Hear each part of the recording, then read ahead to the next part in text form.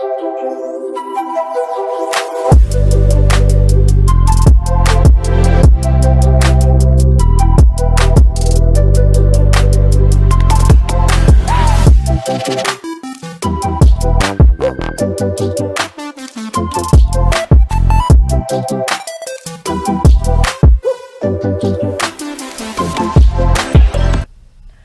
back to UPress Play, a sports show produced by FU Student Media. I'm Megan, and with me is Maddox and Morgan, and we are live streaming on OwlTV's YouTube, as well as the UPress Sports Instagram.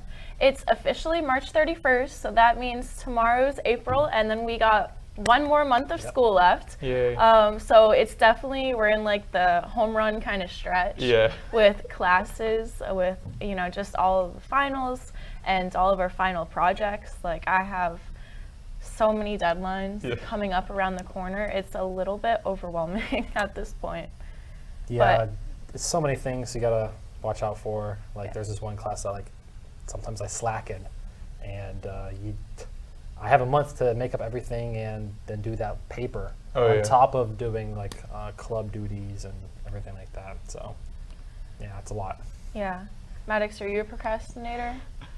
Not necessarily. I also sometimes kind of like slack off because you're like falling into like a rhythm, but also for me being a huge sports fan, kind of like falling into like just watching sports constantly. But like getting to the last couple of weeks of school, of regular days of school, so I find them kind of a little bit like easier in a way until then you have to like do their final papers or whatnot. Like for me, I just have a couple final projects, got a final paper, I think like 1 or 2 final exams, so a couple of things have to do before the semester ends, but I mean, I'm just looking forward to ending my semester, my junior year, final semester as a junior on a good note. Yeah, no, great. You guys are both ending your semesters, juniors, and I just got my cap and gown delivered, and I'm like, oh no, like this is actually happening, which it's exciting, but. Wait, so how do they do the graduation? Is like per like college? So it's per college, yeah. So I'm arts and letters, and then I'm graduating May 1st at 5 p.m. Oh, wow. So yeah, it's like I'm really grateful because there's like a 9 a.m. slot, and you have to get there like an hour beforehand. Oh yeah, So I would not do that. Yeah, yeah, it's a rough time for them. But it was kind of like getting that cap and gown. It was like the first time I'm like, oh wait, this is like real. Yeah. But we can go ahead and get into like our FAU housekeeping segment. So within FAU women's basketball, we actually do have some updates. Jennifer Sullivan is officially leaving FAU to go to Missouri to become an assistant coach there. In a Twitter post that she made, she announced that she's appreciative of everything that she's done at Florida Atlantic University and with the program.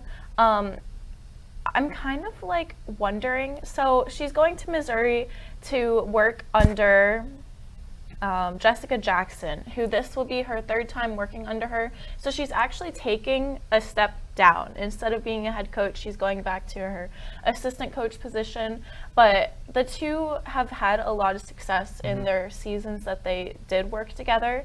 So hopefully they can they probably expect to be able to maintain that again. Like they had March Madness appearances, and at Missouri, I mean, it's a completely different playing field than FAU. And it kind of made me wonder though, and I'm curious what you guys are thinking about this. Do you feel like she left because she thought she was gonna get fired? I think I'll go first. I think most likely, yeah. I mean, again, looking at her 4 years here at FAU, not a single season she had winning record. She looked good after her 2nd year. Conference USA, they started winning more games. But then when they moved to the AAC, both years 11 wins. First year 11-19, second year, which was this past season, it was 11-21. So not much success over the 4 years. I think that also kind of falls into just her having her first ever time being a head coach, I believe.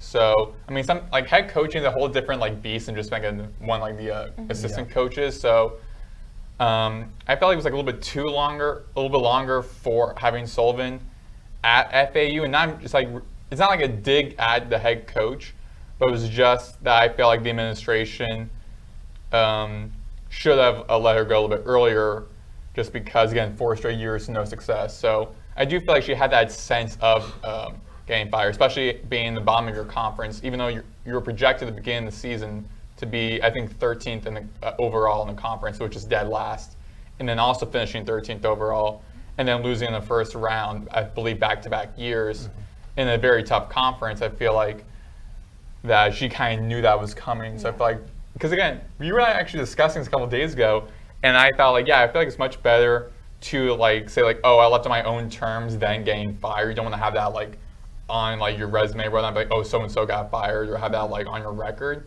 So being like, nah, I decided to go to a different path and following this head coach, who I know that I worked for, I think at Tennessee a couple of times.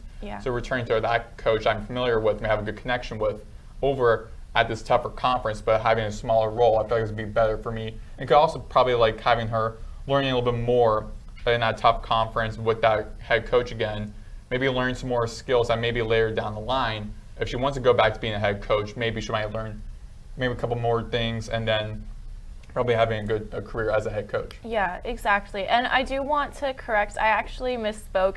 So she's going to work under Missouri's head coach, Kelly Harper. Oh yeah, this will be her third time. Yeah, and then Jessica Jackson is the interim head coach for Florida Atlantic. She's worked as like the recruiting coordinator since May of 2021 and brought in some really great recruits for FAU. So she's just in this role until they're conducting a nationwide search right now for a new head coach, and the university did make a statement that they're not going to have any comments about their head coach search until it's completed. So I guess it's just all quiet now, and we'll just have to find out and wait once they do land someone, which who knows how long that might take for them. There's a lot of reasons why like coaches get fired or stay or anything like that, and there's a lot of reasons why teams don't work out. They don't succeed. Sometimes it is a lot on the coaching staff or the management. Sometimes it's a lot of the players, the lack of talent in this roster. Sometimes it's both. And when you kind of when there's no problems on either side, that's when you get those really great teams. So of course we're never going to know fully why the Sullivan era at FAU didn't work. But you need to show some sort of improvement over the last 2-3 seasons. Yeah, and that's actually what we were mentioning a couple of shows ago, where they were still like playing during the season. And we were saying how they brought in FAU was one of 6 teams to go from Conference USA to the American, and those 6 teams, Coach Sullivan and the Owls played against a couple of times those past 2 years. So she should know like how to play against them, how to coordinate a game plan against those teams, as well as move on to a tougher conference. And doing so, like again, not doing that well against teams that the program has played previously in the old conference, as well as like their first win in the conference play was like within the first week of like January. Then their next conference win was back in like early March, I believe. So like a huge gap between that. Yeah, I don't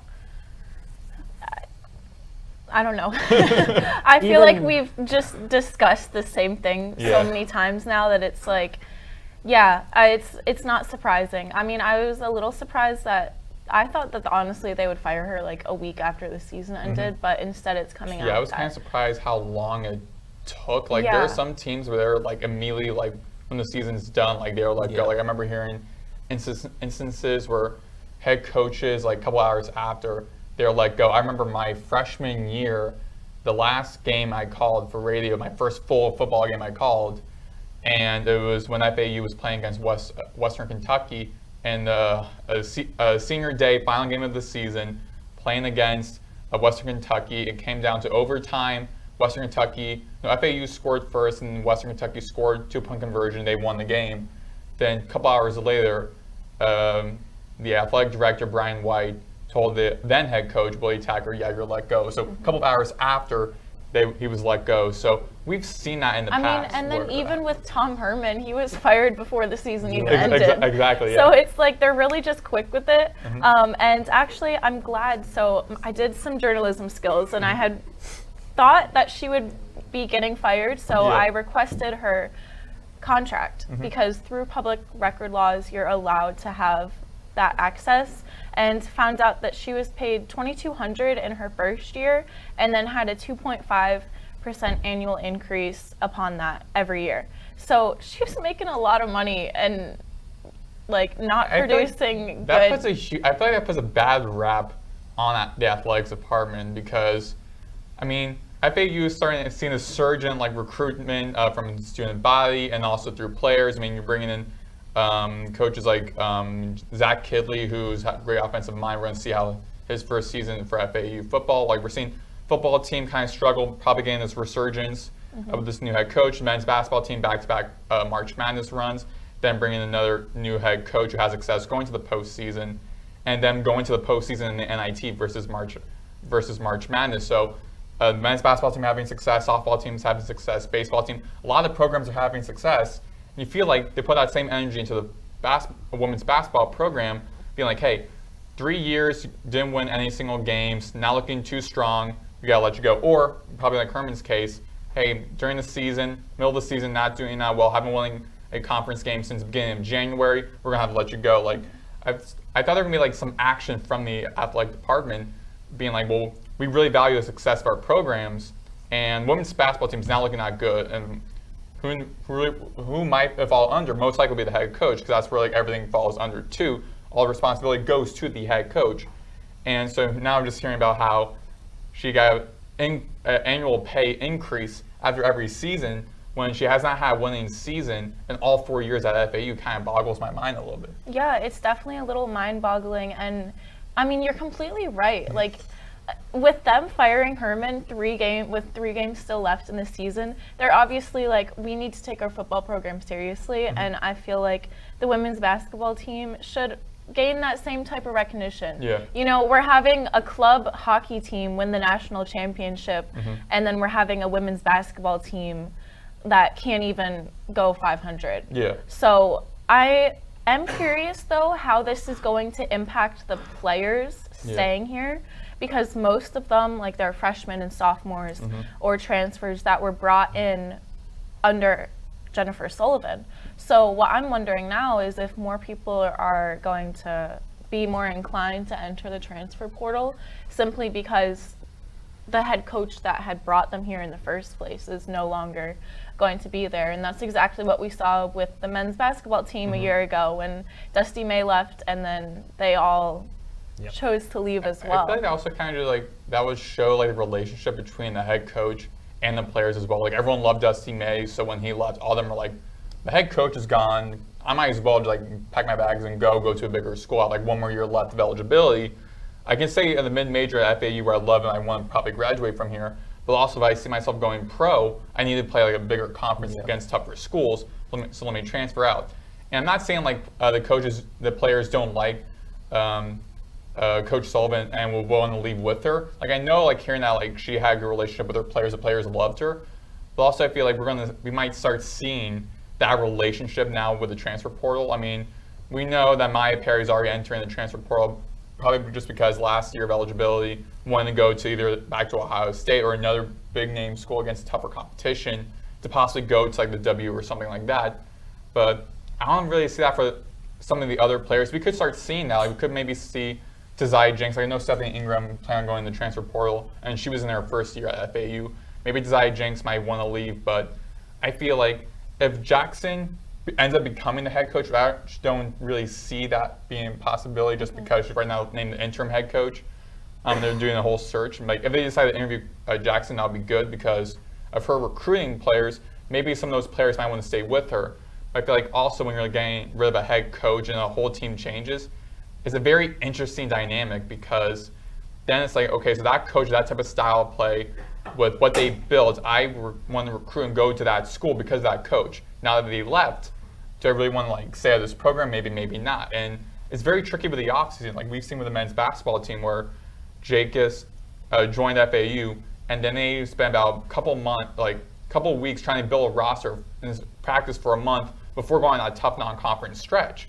So it's very tricky with your timing of how you want to make a change with the team and then trying to recruit and build a new team as well. So that's why I was also kind of surprised why it took so long for them to make this decision, whether it was why actually reluctantly trying to go and fire her, or Sullivan was like, you know what, took some time to think, I'm just going to go and head out. Because just thinking maybe she was just speaking with what was the head coach for the Missouri? Oh, I already blanked. What is her name? Her name's Kelly Harper. So maybe like copying Sullivan during the offseason, speaking with Harper after the season ended, maybe through that conversation then she decided to leave.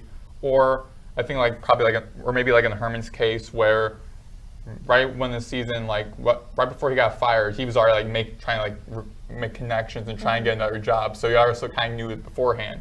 So maybe that's what Sullivan did maybe as well. But I was kind of just surprised seeing how long it's taking for her to end up going to Missouri. Yeah. So either she already knew this and just wanted to immediately get out, or Brian White was like reluctant to make a decision. But I feel like with the head coach leaving pretty late, not early on. I mean, there's still plenty of time for the next season starts, but I feel like if it was a little bit earlier, maybe we could start seeing some changes with the program, whether it be a lot more recruits joining and recruits leaving. Like that's a tricky part when you're letting go a head coach. You got to find your timing with that, because then you got to find time during the offseason and find a new head coach, which some head coach searches take a while, others are very quick. So we'll see how this process goes.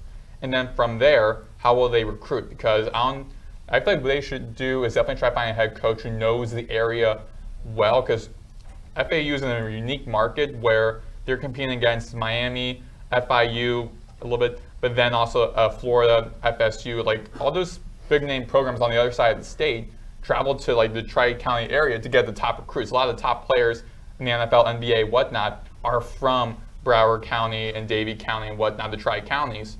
So maybe try and find a head coach that has that experience or is local to the area, and maybe try to resonate with the recruits for them locally to stay at FAU, as well trying to build some transfers. Yeah, I think they're probably, my guess is that they're going to have a little bit more struggles to find a head coach for this women's basketball team compared to the men's team. I mean, it's weird that like literally a year later, we're basically experiencing the same exact thing, just on a different scale. And like the fact that in the fall, the football team's head coach was just fired too. It's like this athletic department, at least for, when you kind of think of like the most mainstream sports, it's usually like football and basketball. Yeah. And for FAU's mainstream sports, there's been a lot of changes within this last year. So I think it's going to take them a little bit more time to find someone, just because it's not necessarily like a program that they want to be brought into. It would really be a chance where they would need to find someone for the head coach position that really wants to come in and just work hard and make their mark like on a school. So we'll have to see, it's just a waiting game at this point. And that could be ripple effect to the other players as well. Yeah, exactly. So I'll be curious to see like when we finally do find out stuff, or if Jessica ends up becoming the newest head coach. She might not want that type of responsibility because there really is a lot that goes into it, but we'll just have to see. And getting off kind of like the basketball topics, so FAU football, they just hosted Pro Day on March 25th, and defensive back, I'm gonna butcher. Because you're Bugs Brown. Yeah, I'm just gonna let you guys handle the names. And Michael Antoine Jr., they both are two players that really had stood out. For those of you guys that don't know, Pro Day is basically like a day where college athletes, are specifically football players, are able to showcase their skills in front of NFL teams. So there's 20 different NFL scouts, including teams from like the Miami Dolphins, the Lions, the Cowboys, the Bills. Angelina Martell is the sports reporter, and she had went and covered the event and did a great job of doing that.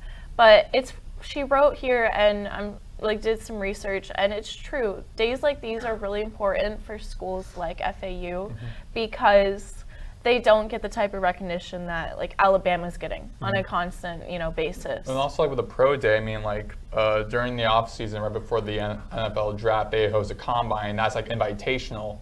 But then from there's more players than just in the combine. So then they host Pro Days, so it's not just schools like FAU, it's all the other programs as well. Because there are some players like at Colorado where Shedeur Sanders like, I'm not going to throw at the combine, I'm going to go throw at at my Pro Day at Colorado. Like players like that sometimes will like show up to the combine, only do a few of the skills, but then at their own pro day, there's like a mini combine the schools host in front of all the scouts. And then Brown, so his performance across, so they do a bunch of different drills and stuff that kind of test like their speed, strength, and just different important factors that go into being a football player. But Brown, I'm looking at this, I'm like, that's impressive. He had a 37.5-inch vertical jump, did one set of 24 reps of 245 pounds for bench press, which 24 reps, like that is great. I don't know. I feel like people normally do like between 8 and 12.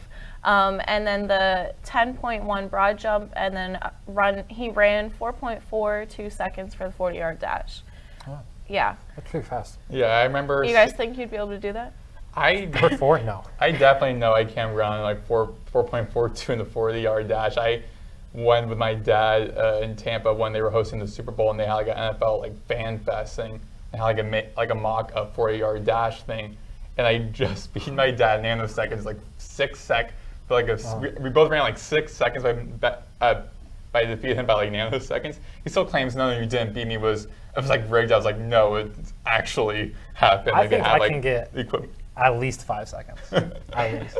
But I feel like that's also pretty impressive. Like I remember seeing earlier today Angelina's video for the UPress of her interviewing Brown, and he was like, I just want to prove everyone that I'm not slow because everyone thinks I'm slow. And him running 4.42 is pretty impressive for a defensive back. And I feel like that's what teams would want to see. 37.5 vertical jump. That's what scouts want to see. 10.1 broad jump. Also, that's also pretty impressive. And also just seeing Bugs' build as well on the field. Like that's not really something you typically see from like a defensive back. It's more of like that linebacker build. So I feel like a lot of teams out there would want to have a player like that who can jump high, jump far, run very fast, and has that build like a linebacker of the safety position. Yeah, exactly. And it's great that they have these opportunities where they can showcase these skills to just, and then they get to interact with the scouts as well. So that's really important to build that connection. And then Antoine Jr., he recorded a 28.5-inch vertical jump, which is still really great. But if we were to guess, if us three raced, who's going to win? Not Maddox. I was going to say either, I might just put my cards on for Morgan just because he's a little bit taller, so like longer strides. However, I did recently watch this movie over the summer called Race. Great movie, check it out. It's about Jesse Owens in the 1936 Berlin Olympics, and his coach told him, don't run long strides because you're taking up too much space. So it also kind of depends like what your running technique is. If you're running just very, very far and long strides, you could win, but also run very like in short strides. You also could run pretty fast. So I feel like we could just do is we like can do some sprints in the hallway. I was gonna have OwlTV, we just go outside right there. We could go over the quad, just run. I don't think I don't want to toot my own horn, but I think I'm winning that. I think I am. Wait. That's not fair because she said I can't pick myself. So. No, I said no. I meant like you wouldn't win. Oh, what? She said that you're definitely not winning. I thought she said you can't pick your own. No, I meant not Maddox. Oh wow. Okay. Okay, Mitchell, guys, we're gonna have to do like record a race for TV. After we're gonna go to the quad, we're gonna race. He's giving us thumbs up. Yeah. But yeah, I don't know why. I feel like Morgan would probably win. I tried out for track in not elementary school. Middle. Wait, what'd you say? Mitch is saying that he'd win, so I guess. We got Mitch, we got Nick, we got Reagan, all of us. Oh, actually? Oh, wow. Okay. He set a 100-meter record for his high school. So. Oh, wow. Cab. That's Cab, dude. But yeah, I tried out for track in middle school and didn't make it, so not really. I won a couple of like there's like makeshift medals at like field day they had like at elementary school. There was like 100-yard things where they just run a giant circle. I won one of those, so I have some experience running. I have some experience. So. Yeah. Well, talking about running, the FAU softball team is number 22 in the country. Smooth transition. And they sure know how to run around the bases. Yeah, smooth transition. Yeah, I love that transition. It was good. But they just swept the UTSA for their third straight AAC sweep, and that game was really notable. It was the first time in program history that the Owls had double-digit runs in all 3 games of a league series, and also all 3 of the games only played 5 innings. So these Owls really just completely took over the Roadrunners. I don't really know. Honestly, not sure what UTSA's like record was prior to coming into and how they stand within the conference. Oh, okay. Yeah, they're 2-10 in the AAC, so not doing so hot. While the Owls are right now 32-5, and they are 11-1 in the AAC. So they are just completely dominating this whole season, and I feel like now we're halfway through. Because their season ends in May. Yeah. So I think it's kind of safe to say that we can expect them back in regionals and actually compete more than they did last year, because they'll be going in with some experience.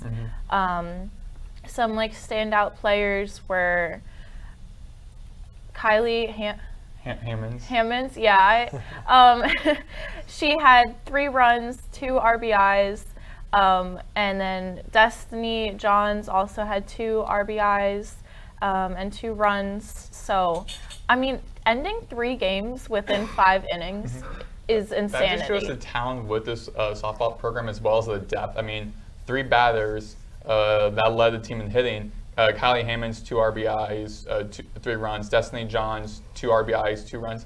Jessiana Mora, 4 RBIs, 1 run. So it shows how well they are. That just shows how big FAU's depth is with their softball program. It shows why they're number 22 not in the NCAA poll, but in the Softball America poll. I believe also D1 softball. I feel like the NCAA has to rank them at this point. I mean, sure, they went against an opponent that was 2-10 before the series started, but winning 3 straight games all by mercy rule, winning by double digits, that is very impressive from this program, from this team, and just showing like. I feel like FAU is becoming a softball school, I feel like. Yeah, well, their first game against UTSA was literally 13-0. Exactly, yeah. And then 14-3, and then 11-2. Oh, they were feeling a little off that day. They were probably tired from having to. 11-2, and they're feeling off that day. I'm joking. That's just the lowest. I just want to see the softball teams having those like torpedo bats. You guys hear about that with the MLB, like torpedo bats for the Yankees? No. It was like. What? So the Yankees have these new bats called like torpedo bats. Oh, helps them hit harder, and so like they hit like I think like 15 home runs in their entire series against Milwaukee Brewers. Oh wow! So I'm wondering if FAU has one of those as well. Because I mean, again, the first score was 13-0. Second game was 14-3. Last game was 11-2. That's very impressive. Yeah, I mean, just looking at that, and their next game is actually this Wednesday at FIU. It's at 6 p.m. And then this Friday they're going to have another home game and another AAC game, and it's against South Florida. And for that night, they're doing it college night, and they're going to have $1 hot dogs and $3 beers. So if you guys are free Friday at 6 p.m., you can go watch the softball team. This is also interesting. I just looked at it. So for the current standings, UTSA is right now at the bottom of the conference. I believe there are 11 teams in the softball for AAC softball. There are 11 teams. South Florida is second. FAU is first. South Florida is second with an 8-3-1 record. Wow. So that's also going to be a very interesting game as well. The number 1 seed versus the number 2 seed as well at home. When does that series start? It starts this Friday. This Friday. So head over to the softball stadium and watch. Number one FAU versus number 2 USF. For $1 dogs, I'm going. Yeah, $1 dogs. Like you gotta see. You can do the 9 innings. Yeah. A hot dog and a beer every inning. Yeah. Only if you're 21. Yeah, not encouraging drinking if you're underage, but it should be an interesting game though too, just because last season when FAU and USF played, it was their first time playing in 3 years because they weren't in the same conference prior, and FAU went 2-1 in the series, but overall, in the program's history, FAU has won 8 games and they've had 18 losses. So USF has dominated. The same old Owls. The same old Owls USF has played prior. It's the start of the streak. Yeah. We're gonna in a couple of years we're gonna be over that 18 wins. Yeah. I mean, to be fair, they matched up back in like the 90s a lot, and that was when, our softball team was bad in the 90s.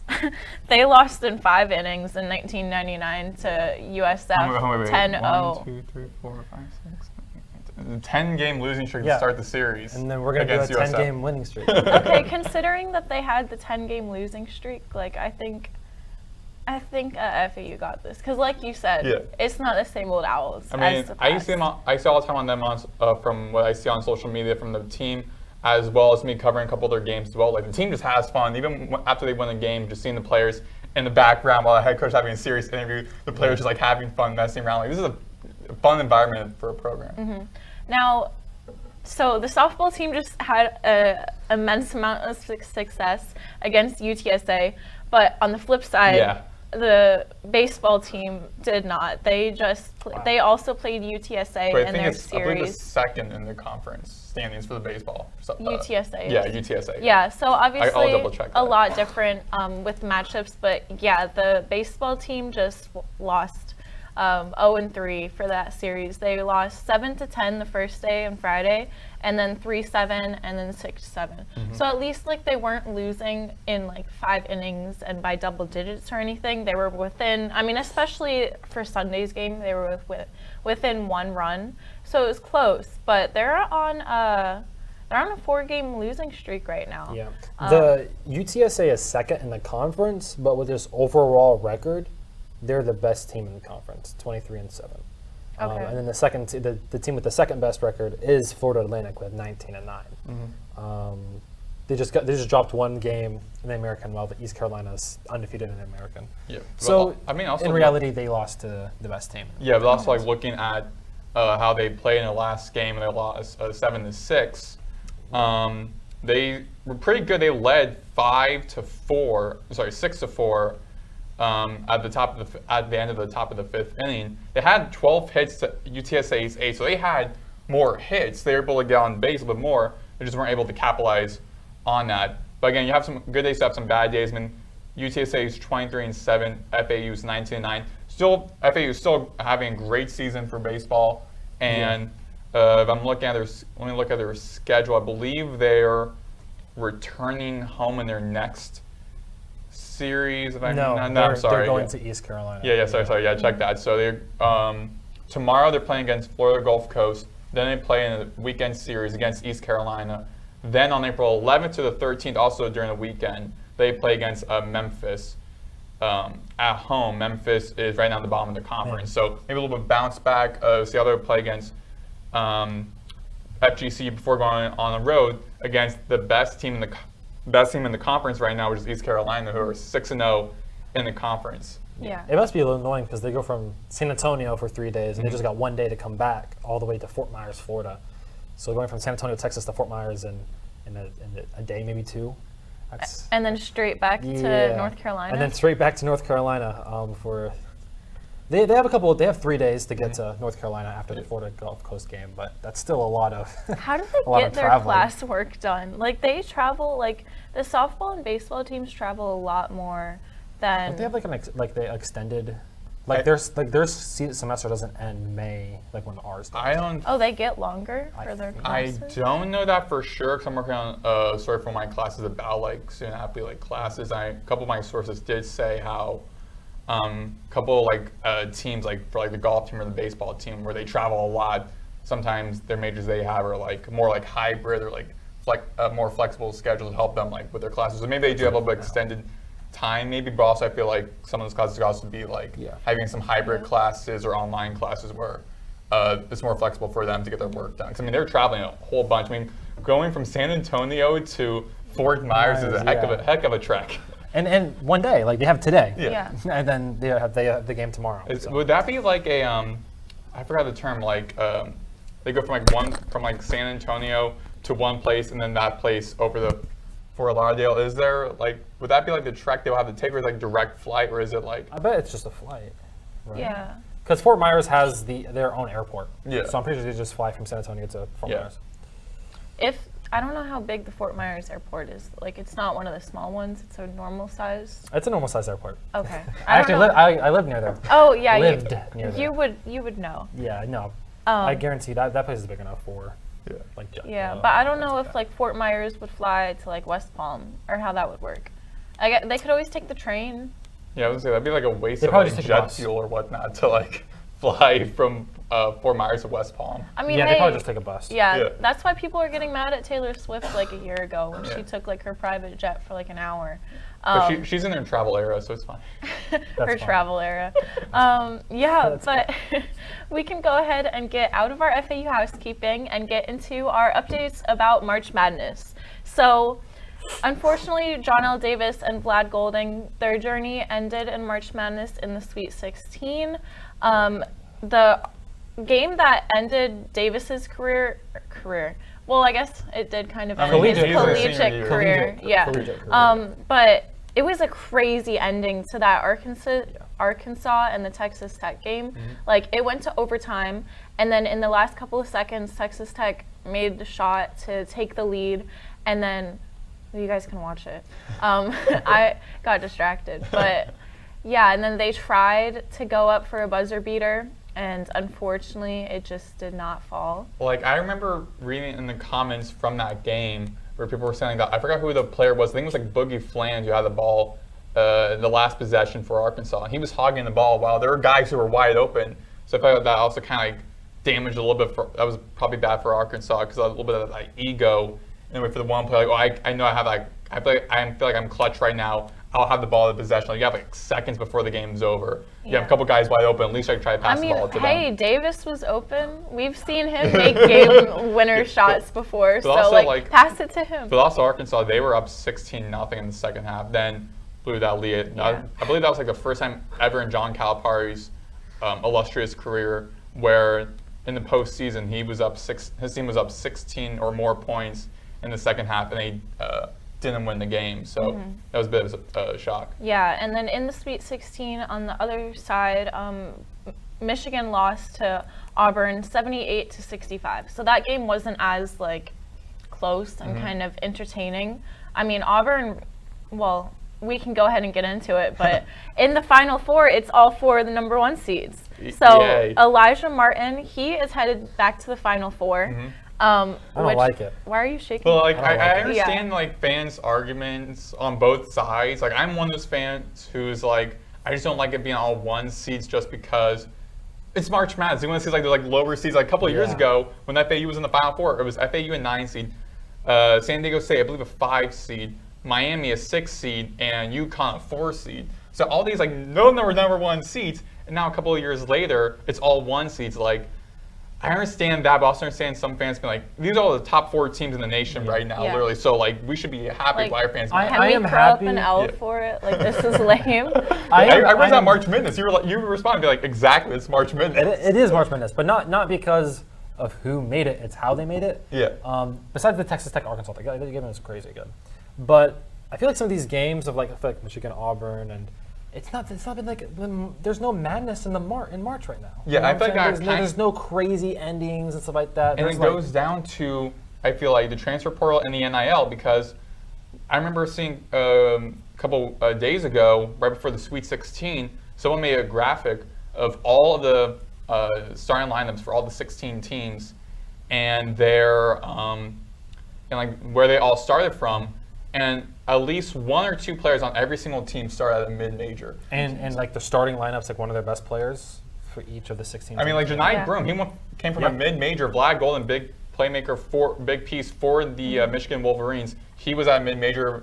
then- Elijah Martin and Walter Clayton both were from mid-majors. Yeah, which I actually saw an interesting stat about Elijah Martin. So now that he's headed to the Final Four, he's becoming the first player to represent like 2 different teams in the Final Four within, give a little clap to him. Like, I love to see that from a former FAU player, because the last time that it happened was back in 1980. So it's been, 45 years? Yeah. Since then. I feel like all the people who grew up in the 80s are feeling pretty bad right now. When you say it's about like 40 years, they're like, oh my God, where has the time gone?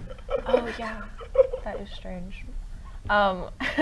Sorry if I offended anyone by saying that, but yeah, I'm like, oh, that's so long ago. Like, that's before all of us were born. Yeah. That's like 20 years before, or No, like 25 years. Yeah, about 25. For me, it's about 24, Yeah. but yeah, about 25 years. So he's going to get to like literally go down in history books for that, unless someone happens to repeat it like next year. But it goes towards like proving what you were saying, is that these players are now transferring out. They're doing exactly what he just did. Yeah, well, actually, I did also see another thing where he was the first, and then like the next day, I forgot who the player was, but someone from Duke last year was at Purdue. So also now him kind of like got into the history books as well. So I think Elijah had that small shining moment, but also still pretty big accomplishment because before that, about 40 so years ago, back in 1980, was Steve Krapsenson. I butcher that so bad. I'm sorry, Steve, but yeah, like the last time that happened was back about 40 years ago, which is wild to think about. But about like 40 years ago, was that was the last time that ever happened. So history again made by Elijah Martin, but now unfortunately it's no longer really going to have that title like the first ever player since, because now there's another guy from Duke who played at Purdue last year who also made it to the final. He's the first one that came from like a mid-major program. Yeah, there you go. Yeah. Just trying to find something for him. Yeah. We'll see though, because there were upsets this March Madness, but I mean 2007 was the last time when was it 2007? 8. Yeah. 2008. Thank you. Was the last time that all 4 1 seeds made it to the Final Four. So this happens, right? Yeah.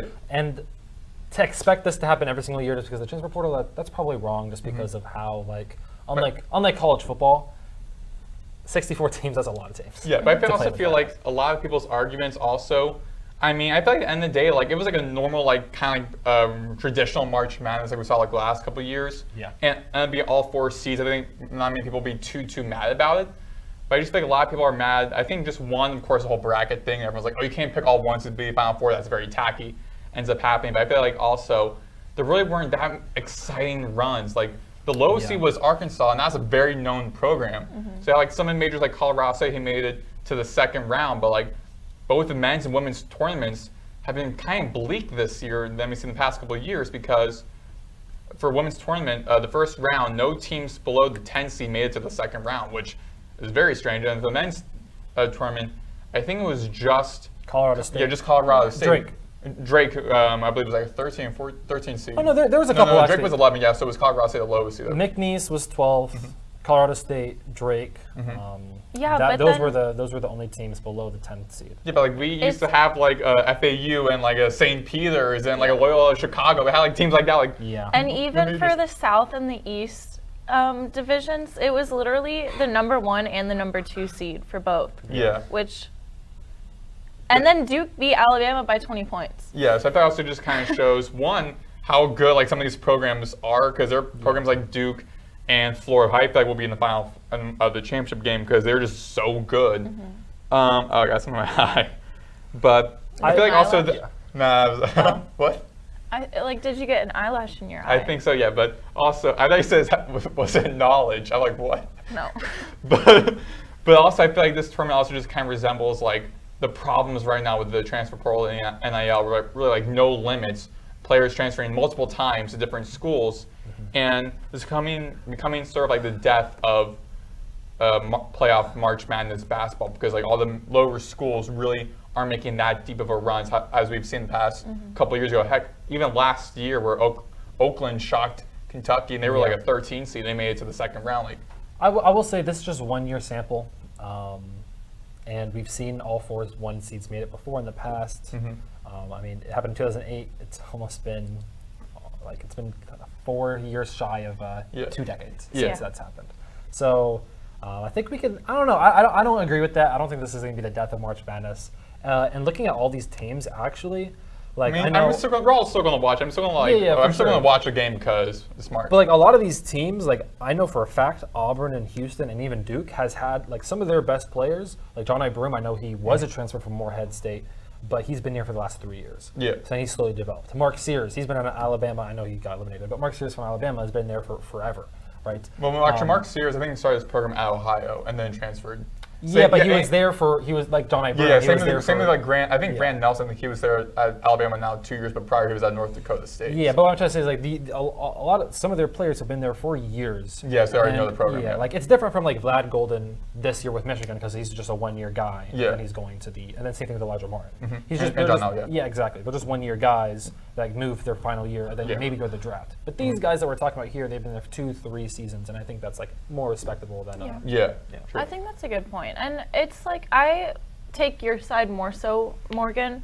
I don't think that it necessarily is like the end of March Madness. I think it's just how everything kind of played out this year. Yeah, like I feel like it's it's definitely like kind of a stretch, because I was kind of just repeating what a couple people on social media said. Like, I feel like it's kind of a stretch saying the death of a college basketball, but I feel like there's definitely a sign that like things probably should maybe change, or should be like start to like regulate what the transfer portal and NIL like does, maybe start trying to regulate that, because we're no longer seeing these small schools keeping top players. Like, we got a guy at a small school averaging like 30 plus points a game, then going to a bigger school. We just the other day, Trey Eagles, I believe, is it Trey Eaglestaff? He was at North Dakota. I think it was Trey Eaglestaff, and I think it's the same Trey Eaglestaff. And so he just transferred. And their top players who scored, I think, 50 over Alabama earlier in the season, is now going to South Carolina. So you're now starting to see like small schools having some of their top players after 1 year immediately leave. So I feel like that's becoming like a problem. And this tournament kind of resembles that a little bit. How would they be able to regulate it? Like, say you can't leave, or kind of like limit it to only one? I mean, there are guys in transfer who are like transferring to their fifth school. Well, that's what I'm saying. If they regulated it where you could only transfer like once, and then set instances where, like in the case of something. Well, that's what they had before. They did that for like COVID year. It was like, oh, like COVID year really didn't play. If you want to transfer, okay, that's fine. But. Yeah. I think it should be, you can transfer as many times as you want, per se, even though there's only, my rule is about to be like, well, you can only transfer twice anyways. But I was going to say something like, you have to be there for at least 2 years, though. Yeah. So I think. That's fair. Yeah, like, because just hopping 1 year, I think that's the problem, right? Staying there for at least 2 years, especially since like these programs, do you really think a program is able to like actually build like a new coaching staff is able to build up their program when people keep leaving after one season? Like, no, that's like a little bit unfair. Yep. So I think that being able to like, oh, you have to stay for 2 years up to your transfer, or maybe just limiting the amount of times that you do transfer, maybe to 2 or something like that. Yeah, because something like that. Yeah, because it kind of reminds me a lot of like hearing some stories from like NBA players, and how like some players want to like go to these other teams because like players are like, oh, I'm gonna go to the Lakers because LeBron's right there. Like, there are some guys who like high school recruits who want to go to a program like, oh, I want to go to this program not just to play for under this head coach, but also because I know they have like the top player in the college basketball. I want to learn from him. I want to play with him. But then if you right before you transfer, or right before you get to that school, that guy already transfers to another maybe bigger school. Then it's like, do I really want to stay with this team anymore? Maybe I can learn from this coach, but also want to play alongside one of the top players like in the country, and he's not going to like Alabama. It's like, that's not that great for me. Do I really want to stay here or not? So I think there should always be exceptions to the rule, right? There should always be exceptions to almost every rule when it comes to like transferring and recruiting and things like that. There should be like slight exceptions, but there definitely needs to be some regulation, in my opinion. Yeah. I agree. Yeah. Or even like regulate how many transfers a school can accept. You know, because that's a way that the players aren't necessarily held back, but the schools are only able to take in a certain amount of people. Because it's just like. But then you get in the like, I literally cannot get more people because I've already got my recruiting class, and I only have like, let's say 3 chances. Yeah. Like, that's hard because some teams will literally not have enough roster. That's true. I mean, we just see it with Arkansas and Kentucky, where Calipari said when he went to Arkansas, there's like really no one on that team, had to rebuild through a lot of transfers and trying to get some recruits in as well. But so I do think it needs to be like, only players can only do this amount. I feel like also kind of regulating a little bit of how many transfers a school could bring in, could also like shorten the transfer portal pool as well. Because I remember the first day, I think last week or a couple weeks ago on Monday, was when the transfer portal opened, and automatically like over 1,000 players entered the transfer portal. That's a lot of players. So like maybe try and regulating that down to like only like. Was that for college football or college basketball? College basketball. So I think maybe like only allowing 3 or 4 transfers per team could maybe regulate that portal, that pool down a little bit, and also can start building some of those programs up. Like I remember like hearing about how like FAU, when they went to the Final Four, everyone's like, oh, it's gonna be the same thing like with FGCU, where the next year they couldn't get back, and then like. They had potential being a great program, but they end up not doing that well, and they just couldn't go back to it. FAU proved them wrong, but like we can start seeing maybe like some of those smaller schools returning back to those programs, starting and build more of an identity, building themselves out as a historic program, and building those recruits and everything like that. I mean, because there could also be an exception to the restriction on like schools. Like if they lose their whole team, then they're able, like they're granted more Exactly, yeah. like transfer players that they're allowed to have. But let's say like a school essentially they have like 4 graduating seniors, then they could accept like 2 transfers or something like that. So I don't know. I mean, I think that the statement that you kind of saw circulating online, if we see this happen again next year, then we could kind of consider, okay, the transfer portal is having repercussions. Yeah. But I think this year the number 1 teams just really wanted to prove themselves. But out of the 4 teams, who do we think is going to win the championship? Well, I've stuck with Auburn the entire way through. Yeah. So I got to stick with Auburn, you know? Yeah. They've had guys like John Broom's been there forever. Bruce Pearl's one of the best coaches in college basketball. And I think we finally banked on like freshmen like Tahad Pettiford, or Auburn finally banked on freshmen like Tahad Pettiford. They had some nice transfers like Denver Jones and things like that. Go ahead. I was gonna say for me, like right now my best bracket, I filled out 25 of the 25 brackets ESPN has before March Madness starts. It's like let me just fill out all of them. So my best bracket right now is the highest seeds. I have Duke winning that. So I feel like I might as well just like for Duke, but I might as well just say Duke. But I'm kind of rooting for. I feel like most of people at the FAU student body, hopefully rooting for Florida, just because one in-state university, but also Elijah's there. He's one of those key players for the team. He's having a great year. You want to see him win his title. Yeah. Like win the crown, win the title that I kept saying was like he kind of rightfully deserves because they were so close to it, and how well of a career he had in his college years, and now his final season, his first year with Florida, and this Florida team is looking so great, so talented. The depth, everyone's playing great for Florida. You also kind of want to see that as well. Yeah, I will be rooting for Florida. I think that they really could do it. I mean, I saw a statistic that was showing like they are one of the best teams in like the final stretch of games. So I think that that's really going to help them out because because they were down by, I think it was like 9 points or so Against Texas. I think they were down by like 10 or 13 or so. Yeah, they were down by a good amount with like 3 minutes to go, and then they went on like a 18-4 run to win the game. So I think I feel like also like seeing how Duke has played throughout this entire tournament, like I believe every single game they won has been by like double digits. So also showing how strong this Duke team is. They have a great team with Cooper Flagg, Conka Nipple, trying to remember another guy, Malawach. Yeah, like awesome. They also have a great team as well. So I honestly feel like undoubtedly it's going to be Duke, Florida in the championship. Then whoever wins. Undoubtedly. I feel like I also undoubtedly be either Duke and Florida in the championship. Then whoever wins. But I really want to see. You just said you're like. No, my pick. I think Auburn's like if they play like they did. Janai Broom last night, he like proved himself like how strong he is because he hurt his leg up bad. I was like, the legs were not. I'm like, the left leg is not supposed to bend like that. So his left leg got. Hey, he came back though. But his arm was bad. He's a dog. On one arm, he was able to play. I think he's like a righty too. So his right arm is bad. So he's playing everything with his left arm. That's impressive. And I also think Houston. I think any one of these 4 teams. Exactly. Yeah. Well, yeah, they all could, but undoubtedly, I'm gonna trademark that term. Undoubtedly. Undoubtedly, yeah. I don't know I'm gonna be like Charles Barkley, who says guaranteed. I'm gonna be like undoubtedly. Okay. All right. I bet you everyone in the chat right now is cooking me right now. You can trademark that word, but I don't. No, you can't. Undoubtedly. Well, like that can be your word. Yeah. For like Mike Breen would like bang like. Bang? Yeah. Why don't you make bang your word? No, I was saying like Mike Breen because when he calls games, he always says bang. Oh. Bang. Yeah. Yeah. I know what you're talking about. Yeah. I don't know what word I would want. Do you know? Like if you had to trademark a word for yourself. My word originally was tremendous. I remember JG kept cooking me with tremendous. You would always be like, this is tremendous. That's a tremendous. It could be tremendously undoubtable. I think I say, now I just lost my train of thought. So I think I say incredible a lot. Like that's an incredible statistic, or that's an incredible. Yeah, I think that would be my trademark word, so you guys can't steal that. All right. But so I had an idea. So since like our basketball segment or men's basketball season's over, that was kind of what we had spent like a good amount of the show talking about.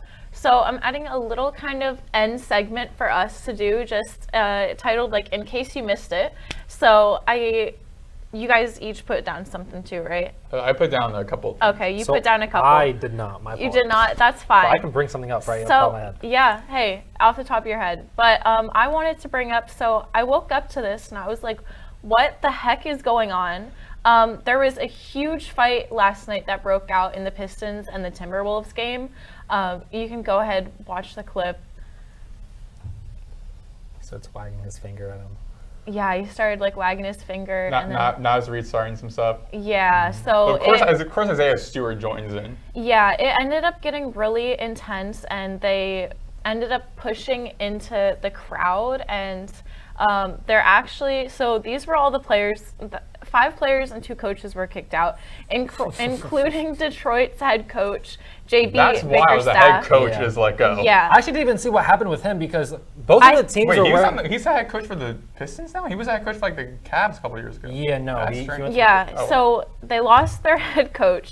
The Pistons lost their center, Isaiah Stewart, and forward Ron Holland, the third or second, and also guard. So they lost like 4 different people, and then Minnesota lost their forward, a guard, and then they also lost an assistant coach. Yeah. So a lot of people. got Minnesota kicked out for lost that. Nas Reed. Who and- started the finger wagging. Yeah, he did the Yeah. finger wagging. And then Dante DiVincenzo, who was like right there in the Yeah. middle of it the entire time. Yeah. Yeah, and Oh. it happens really early in the game. Like it One of was the- yeah, one 8 of the- minutes left in the half. One of the annoying things about that, when the coach, like I don't know why JB Bickerstaff got ejected, because both of the coaching staffs were wearing black and black, right? The Pistons and the Timberwolves are both wearing black, like the black long sleeves and the black long pants. So I didn't know why did JB Bickerstaff? I didn't see what he did. I don't know what team was who. Yeah. Besides, of course, the players. Yeah, it was crazy. The biggest thing is probably Isaiah Stewart. He's already like on thin ice. He already has that reputation. I mean, Yeah. that one, there was that one like famous video where they were, I think, against the Lakers. It was on And LeBron James. Yeah, Stewart got mad. He was like bleeding. Yeah, he was literally like pushing the entire coaching staff down. It looked like an NFL player going through like running back going through like the linemen through the line of scrimmage and just trying to get like a first down. Like he was like no one could stop him. So Stewart already has that like reputation with him, so I wasn't surprised by that. But just seeing the video, like they were right into the camera people and to the photographers, so hopefully everyone over there was okay. You told me, Megan, before we started the show, like a fan got injured as well. Yeah, like a little kid got injured because it went into it the went stands. into the stands, I saw which was one- like the main thing. I saw the one angle the camera operator was like, who was like sitting on the ground for like ESPN or Valley Sports. Yeah, it was Valley Sports, Yeah. sitting there with the camera.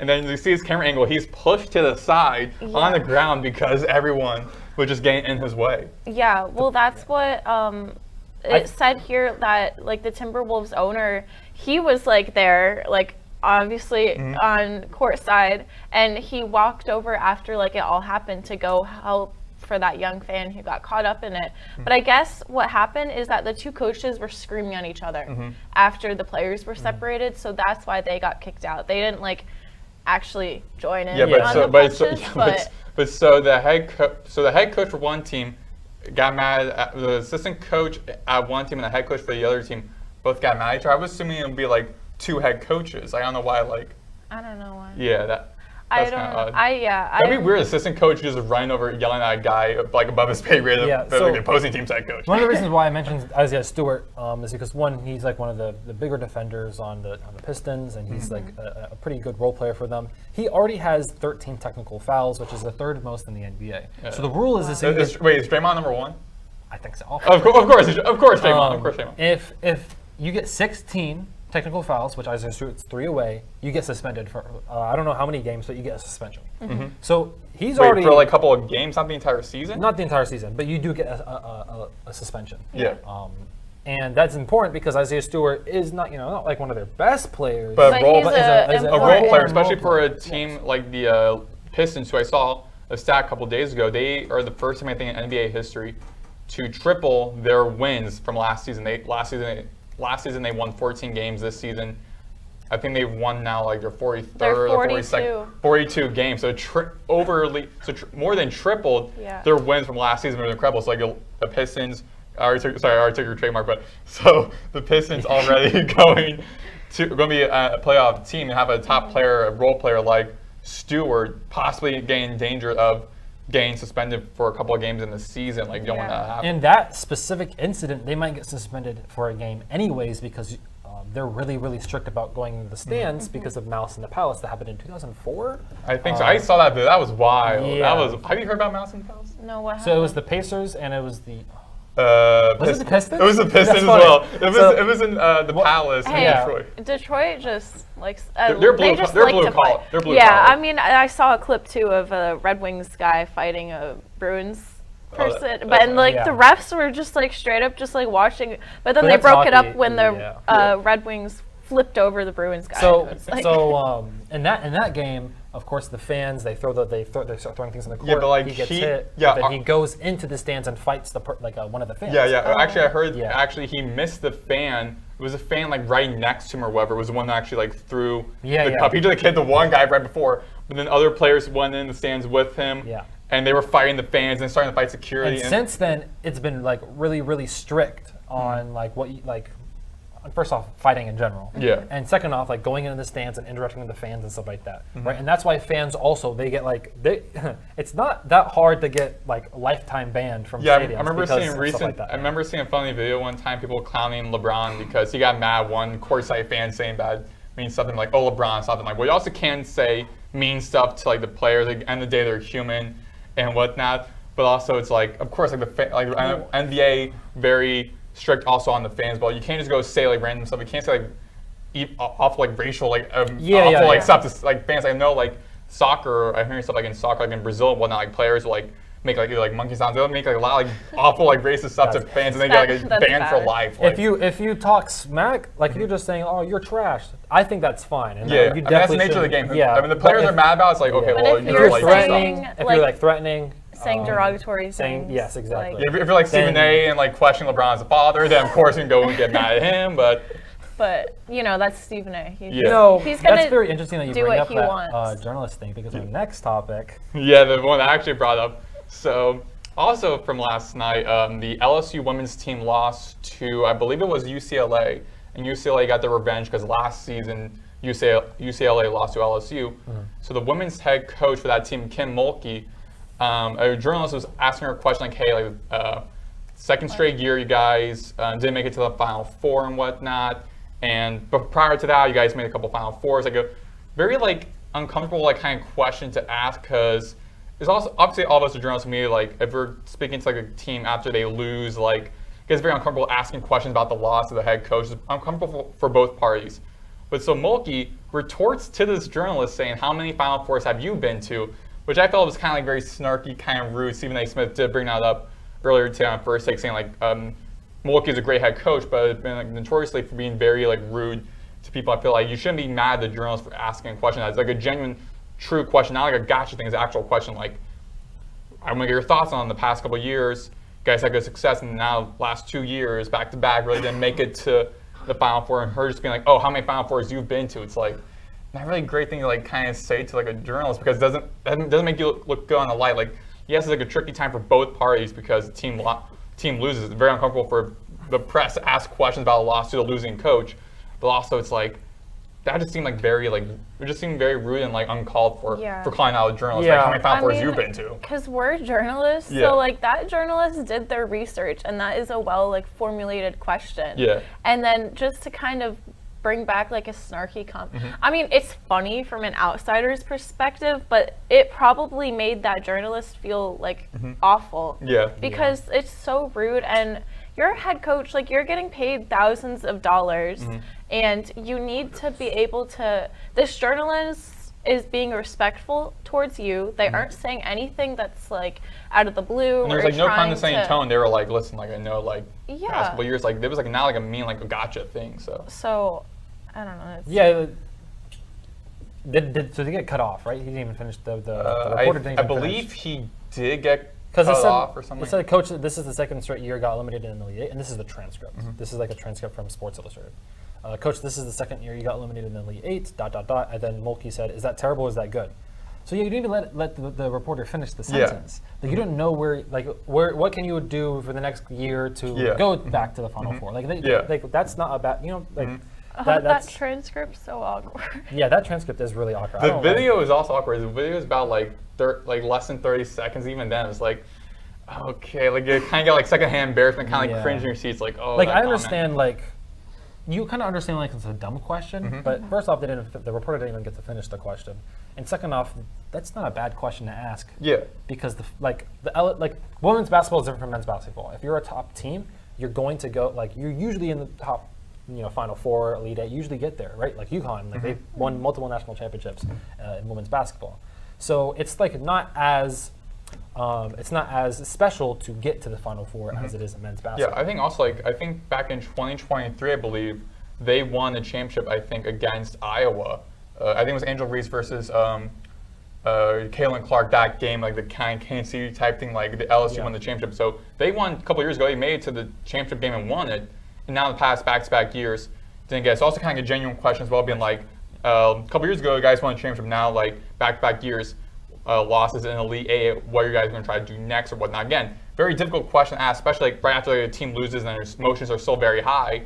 But also, it's like, I feel like you don't get that right as a head coach. You get mad at that. Like, if a reporter is actually trying to be, like, snarky in their tone, actually trying to ask, a very bad question, okay? If it's, like, actually, genuine question, they did their research and everything.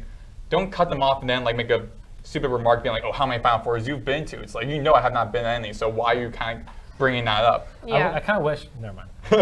I think sometimes, because sometimes journalists, if you say, even if you go cross a little line, you're not overly rude, you don't even get to as bad as some of the players can get sometimes. But if you said, let's say if it was an experienced journalist, right?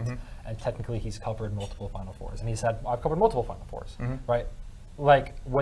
I feel like there's some times where that could test his or her job. I don't know. I didn't like it. That was I know that it's very stressful. I know you don't say that she's a bad person for saying that. Yeah. You're after a loss, you get very emotional. I mean, we've all of us have been to post game press conferences after a loss. I remember when I was sports editor, the first year with Coach Sherman, the head coach for FAU. Football, and of course that year I think they won 4 games, a lot of tough losses. A couple of them were down the very last play. It's very difficult because you hear the emotion in his voice, and either they're on Zoom or in person. You're saying I'm gonna ask him a question about this tough losses. Every journalist in there is so I began listen, I know it's a tough loss, coach. But I'm gonna ask you about this and this. It's never a whole thing oh, you guys are bad. Let me ask you a question. Begin a snarky tone. It's a very difficult situation as a journalist where after a post game where a team loses, you have to ask them a question. Very still emotions are very high, which I also feel it's kind of difficult when you're covering a game and it's immediately after the game is over, emotions are high. If the team winning, the players have a big ego, say a lot of random stuff, or get excited, say stuff that maybe you shouldn't have. But also when the team's after a tough loss, especially at the very end of the game, buzzer beater loss, emotions still high. The media, the players don't want to talk to anyone. Typically that's the rule is if a team, at least I know for FAU, is if the team wins, head coach a top player. If the team loses, just a head coach because the players don't want to speak to the media. Yeah. But it's definitely it's tricky, to cover a game where it might be a heartbreaking loss in a sense, but that's what journalists are there for, and it's really rude that she wanted to cut them off. The fact that they didn't even get to finish asking the question, I didn't realize that part beforehand. I thought they fully asked it, and then she said that. The fact that she cut them off is so incredibly rude, because it could have been going, and it probably was going in the direction look, you've struggled these past couple of years. What do you feel you've learned from these struggles that could help you guys get to the Final Four next year? Some type of question like that, where it kind of ends on a positive note. If this is a professional thing, because it was a student. I believe I forgot either it was a student journalist or a very young journalist, I think. Yeah. So if it was a a professional setting, like an MBA, and that's an MBA journalist, for example, right? If you can't kind of defend yourself as a journalist, right? That's very looked down upon, and if the reporter said a snarky comment back, that reporter is going to be the bad guy. Yeah. In the eyes of everybody instead of. Yeah. But on that note, I think it's about time that we go ahead and wrap things up. I actually have an interview at 1:30 in like 10 minutes, so kind of got to go do that. Hopefully that one's going to go smoothly. I don't think it's with another student. I don't think he's going to be rude. He's going to be like, how many interviews have you done? I don't know. But where can they find you guys? They can find me on Twitter at Maddox Greenberg and on Instagram at MaddoxBlade04. And you can find me on Instagram at Megan_Brunsma and then Twitter just Megan Brunsma. You can find me on both of those platforms, MJ_Larkins. And I won't be here next week, but they're going to be doing it. So until next week, peace.